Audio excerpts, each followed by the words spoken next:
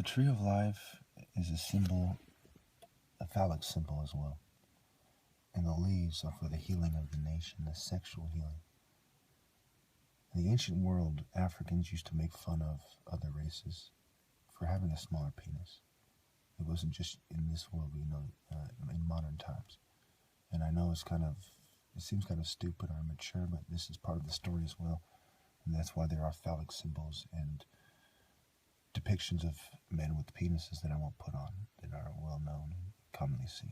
Men showing their penises, erect penises, in the depiction. Now, a fasci is a symbol of a bunch of little penises coming together to take on a big one, is another way to take it. And the old kingdom Africans, the blacker West Africans, Great Lakes South Africans, the darker Africans, who have the higher DNA match, haplogroup match, etc., were the blacker, bigger penis having guys. And, I'm not going to lie, mulattoes, me being the exception, tend to have smaller penises than blacks. And so do every other race. Pure blacks. So the old kingdom of Egypt was blacker, obviously. And as time went on, the foreigners came. So let's look at some reasons Egypt had to be black, and it makes no sense for it to be otherwise. Very straightforward, and they're all going to be in history, and then we'll throw in the Old Testament's perspective. And you must consider that the people who wrote the Torah or the Old Testament were talking to the people around them. So for them to say, hey, these people over here are black, for example, and they're not, wouldn't make any sense. I'm sure we can all agree on that. So, as you hear these people explain to the other people why certain people are stronger, are mightier, you see it was because they were black. And that goes back to Ham, okay? Nimrod, a mighty hunter. The fishermen, right? Why was it the fishermen and the bread? Well, what did Necanites eat? Why did they worship the hawk? Why did they worship these certain birds? Well, some birds are fishermen, right? The horse is the great fisherman. So they ate bread and fish, perhaps fish before bread. So thus the symbol was, in fact, I'm certain fish before bread. The symbol was the fish. You follow me? The old Christian symbol, they would draw half a fish and they draw the other one because the enemy temples had taken over. So when you look at the spirit of the people, look at a bunch of Zulus dancing around, for example. Compare that to the spirit of Europeans. They have folk dance, folklore, right? And they go to bars and go, "Arr," and they admit it themselves. They portray it in countless movies. When's the last time you've heard a white person complaining about how Europeans are portrayed in a movie? It happens, don't get me wrong. It happens. And they'll blame the Jews, and they may be right. And I'm not going to go into that. But what you do also see is that if they do complain, it's not about the lack of spirituality in their culture. They say, well, that's how it was. We kind of danced around and we told stories around a fire. Well, compare that to African spirituality, and let us assume, for the sake of argument, that religions are true and that there is a spiritual world. Well, whoever has the most potent spiritual way to communicate is getting their message across. For example, me making this video in a very articulate and penetrating way, showing intellectual prowess, timing, and profound transferable principles from martial arts, versus somebody speaking broken English, right? Who's more likely to get their message across effectively and powerfully and reap the rewards? And so it is the same. In the ancient world, the African had the more powerful spirit, and other people's cultures had evolved out of resentment of that. That is part of why there were no blacks in Egypt at the time, okay? There was a bunch of resentful people who cannot fight. Now, before you get mad about this, think about this.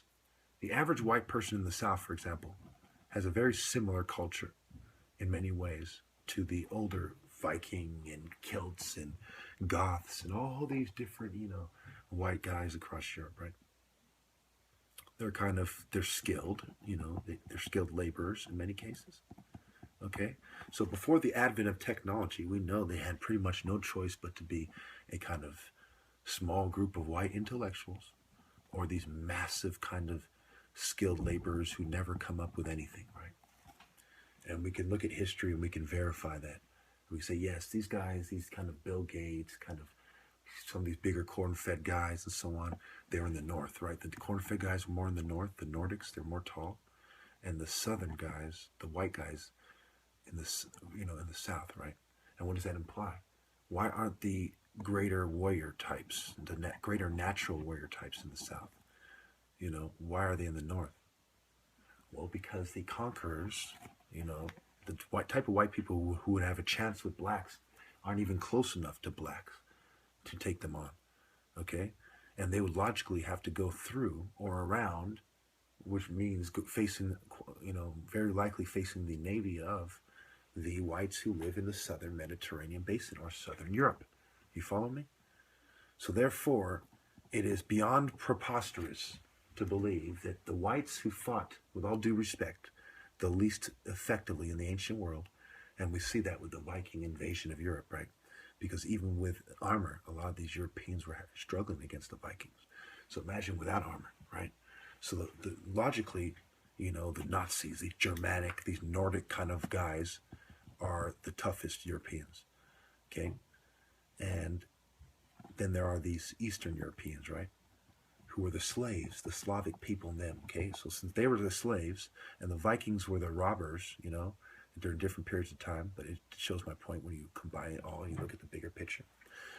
Okay, it is insane to believe that a bunch of little guys in boats from the southern Europe, okay, crossed without any DNA evidence, not any evidence to, collaborate that.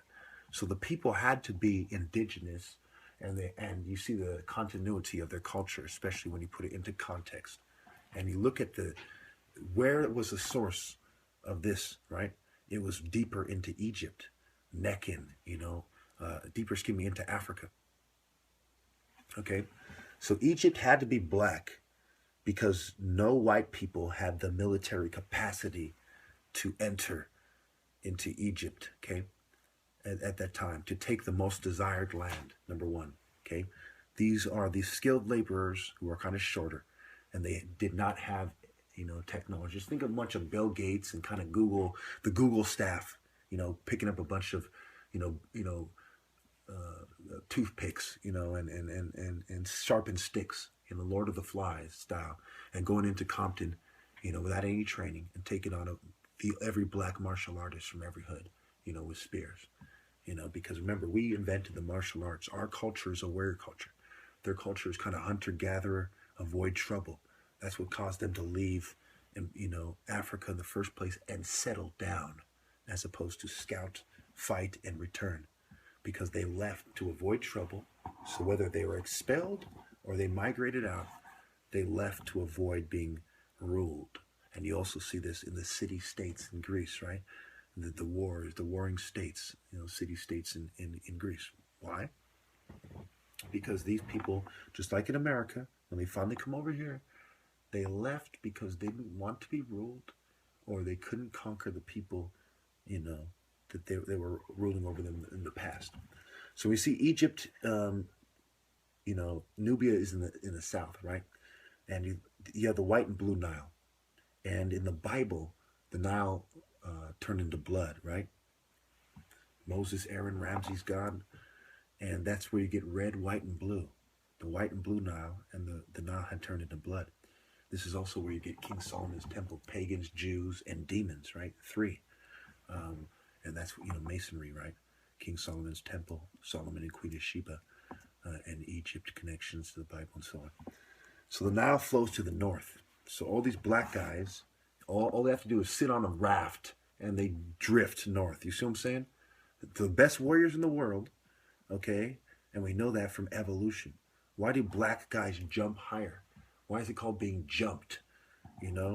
Because the best fighters in the world were from Nekhen, They spread their message the most effectively and in the most dramatic way because of their location and because of all the Africans that used to follow the trade routes there that decided to hold the line from other races because they had more shared values, cultural values.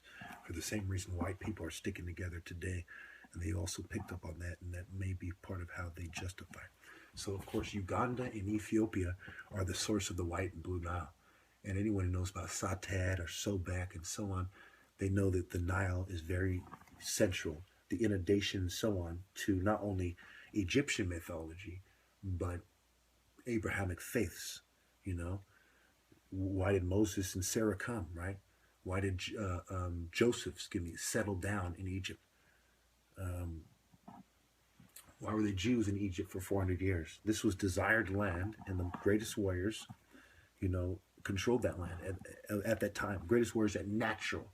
This is the natural law of God as interpreted by pharaohs and priests who were martial artists, because no one had the heart to really tell people what to do in the name of God back then, but martial artists. And this idea kind of followed them, where you have the monks and the warrior monks and the warrior priests and the Templars, and you have the jihadists and the Hashishans and so on and so forth, in different various cultures, the ninjas and all, and it's all related to the temples, right? The ninja temple, the Shaolin temple, the Egyptian war temple, the Nekhen temples, the patron of Nekhen, fishing and killing being similar.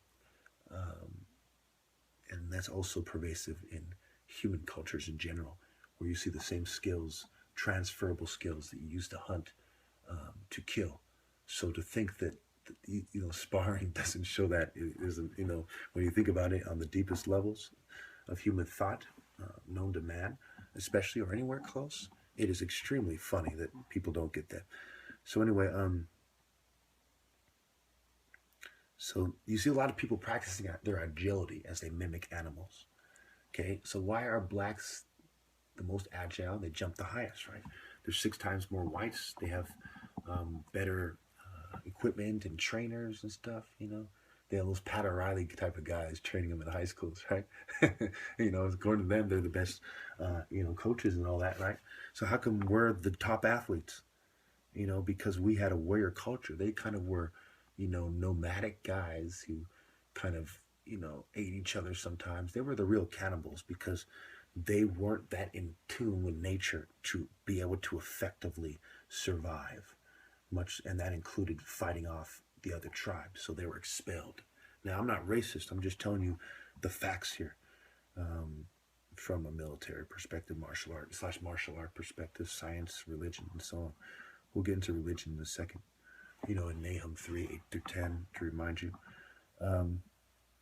So yeah, when you look at the source of something, the African cultures, there's more pyramids in Sudan than there are in Egypt. So you see these martial arts cultures, these African names, this kind of African togetherness versus European kind of con man ripping each other off, right? So in European cultures, they were always unhappy. Whereas in many African cultures, because religion is so thoroughly a part of the state or of the tribe, Africans, were more happy with each other. And you also see this to a degree in Europe, where certain groups, maybe the Vikings, perhaps, maybe certain groups like the Goths, the Visigoths, they had their culture and their religious beliefs, which helped keep them together. And it kept them from saying, hey, you're wrong, because people respected the king, okay? So, but then again, there was a degree of stabbing the king in the back, and you see that in Rome, right? As opposed to Africa, where that happened a lot less. We abused our slaves a lot less, and we betrayed our kings a lot less, and this was part of the culture of, virtue. We judge people with a scale. The Europeans interpreted the Bible as don't judge people at all, whereas Africans put more of an emphasis on understanding things, including people. Okay, thus all the proverbs and so on. Well, I'm almost out of time, but there are so many reasons that it had to be. Look at the Leopard Society. Look at the Sekhmet and so on. Look at the Old Kingdom of Egypt. Look at Hair, the Harket, the Zulu cults, the Igbo cults, Angolan cults, cattle cults. Okay, so you see that with the Narmer, and that was the some of this was the Asian influence. Okay, so when everyone has kind of settled around there, and people were deciding what to do with these things. Okay, you see an Afro-Asiatic culture develop. For example, when the Asians brought in cattle, which is up for debate, but I think a lot of historians would say that. And I'm going to end this on this, right? They had certain rituals they did to keep from getting sick in their minds at least. And perhaps there probably was a lot of truth to them. So when Africans started taking over, any plant or animal, quite often they would adopt those rituals and maintain the priests. It's like keeping the butcher around, for example, if you don't know how to be a butcher, and so they maintained that. So there was an element of Middle Asians and Semites influencing Egyptian culture. But again, it was Afro heavy, and Africans were the most insightful, spiritual, and the founders, the gods with little g, the men of renown, spiritually, especially in the ancient world, naturally superior, while whites are recessive, one and scream out.